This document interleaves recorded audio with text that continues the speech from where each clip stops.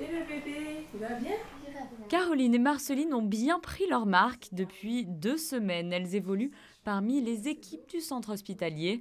Ce projet solidaire est le fruit d'une coopération entre 3 associations, l'AMREF Flying Doctors, l'association Post-Conflict Development, Fightheads et le centre hospitalier Princesse Grace.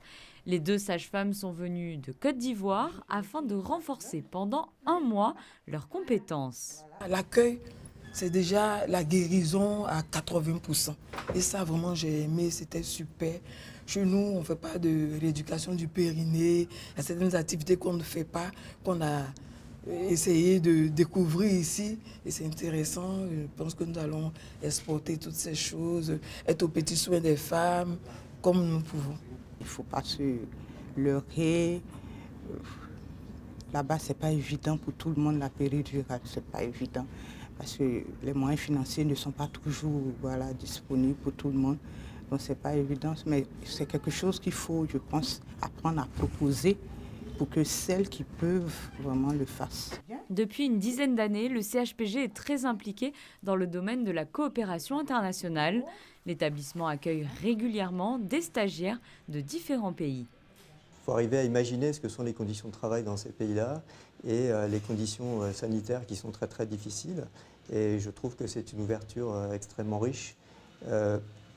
D'abord pour ces personnes qui viennent travailler chez nous, de voir comment on peut travailler différemment.